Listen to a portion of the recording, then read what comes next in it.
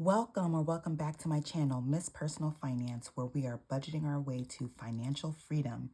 In today's video, we're going to go over the monthly budget closeout for the month of August. And there was a lot going on in August, so let's go ahead and get started. As you know, I only use whole numbers, so I round the expenses up and round the income down. But because we're 1 month ahead, we do just take out an exact amount each month and put it in our joint checking account for bills and expenses. In the beginning of August, we transferred over $5,300. We also had to use some sinking funds, and we used about $461. And then for any extra or additional income, that was rounded about $100. Well, that was in the wrong spot, so I had to grab some white out. So under budgeted, we only budget the amount that we transfer over from our 1 month ahead savings. And then at the end of the month, we come in with the actuals. So 1 month ahead, we actually did transfer $5,300 over. And then we also transferred over $461 from sinking funds. And we had about $100 in extra or additional income, which is sort of low for the month, but we had a lot going on. So if we add that all together, that's $5,300 plus $461 plus $100. All right, so our total income or inflow, I say inflow because sinking funds are savings accounts that you've already accounted for in previous monthly budgets as income. So we're not going to double count it as income. It's just inflow for the month. So we're at $5,861. And for our savings or investing, we did invest the $200 for the month. Like I said, it's always important to pay yourself first. Your future self will thank you. Anything that you can give, even if you have to start off small, that's what you should contribute until you're able to get out of debt and increase that immensely.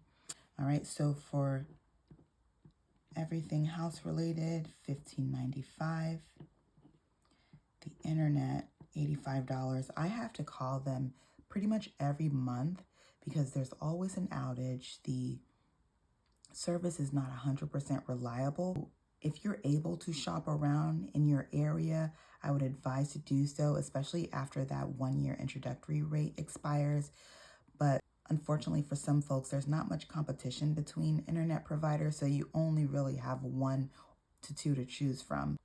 And you're usually already with the lesser of the two evils. So that's where we're at with internet, which I still believe is way too high. For Sling, we have 63. That's pretty standard. Childcare this month was a lot. It was almost $1,200. And that varies or can vary on a monthly basis. For medical, my husband's self-employed, so we actually just pay for medical and dental separately out of pocket. And our insurance has options to lower your monthly premium if you participate in health challenges, and we did that. So our premium has been lower for the last 2 months. So that's always good. Check it out, whether you have employer insurance or individual insurance. A lot of insurance companies do incentivize you for basically living a healthier life. So check that out. Dental was the same at $38. We don't have a lot of subscriptions, so that came out as normal. For utilities, which includes electricity and water, We just pay the same exact amount every month, and it usually balances out by the end of the year. So we pretty much do our own budget billing where it's the same amount and it's easier to account for on a monthly basis. So with all of that being said, we are, looks like we're above for fixed expenses. I guess I usually try to mark it in red if it is above or outside of the budget. So childcare was definitely over budget for this month. All right, so our total is going to be 200 plus 1595.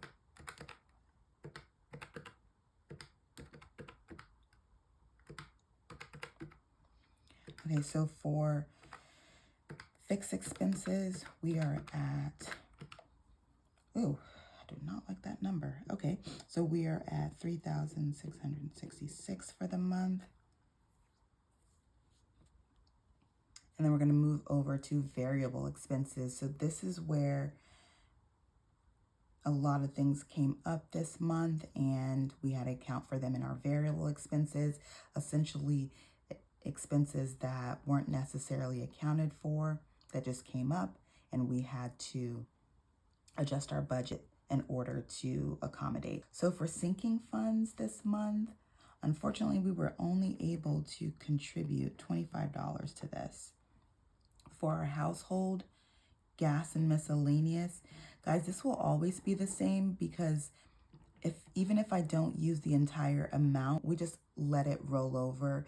It's in our Ally checking account, which also has different buckets. So I do have separate accounts for household, gas, and miscellaneous.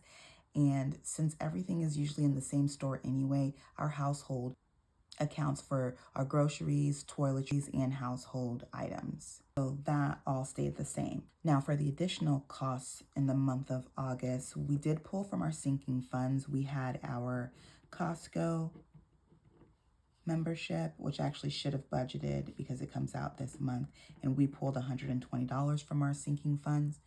We also had some car maintenance we had to deal with, and luckily we also had money in our sinking funds to cover that. Now, we do have a pet sinking fund, but unfortunately we didn't have enough in there. So for the vet, which we didn't account for, we had to pull an additional $239, but we did not have that in the sinking fund, so that just had to come out of the budget. I had to travel for work this month, and I realized my TSA pre-check had expired, so that's also not accounted for. And that was an additional $70 for the renewal. If you don't have TSA pre-check, highly recommend, 10 out of 10.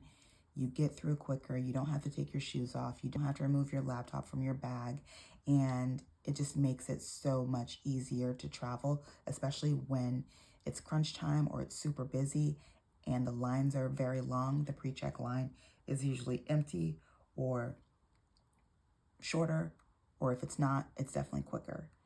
So that was well worth it, even though I didn't account for that.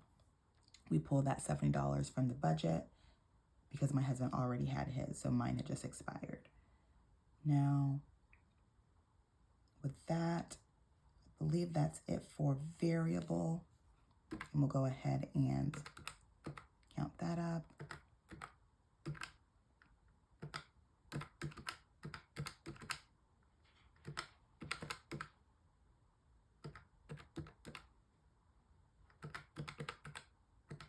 Okay, so we have $19.95. I didn't even tally up this section the first time.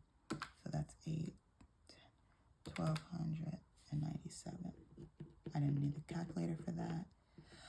All right, so we're a little over in our variable expenses as well. We should have accounted for the Costco membership because that does come around every year, same time of year. So that was on me. But the other unexpected expenses, like car maintenance and that vet bill, it's always good to have sinking funds to cover that, because even if you don't have the entire amount in the sinking funds, anything additional toward that unexpected expense is better than nothing. So again, these actually should all be read. I can't even keep up. So these are all essentially unbudgeted or over budget, and these all fall into that category. I'll do better next month.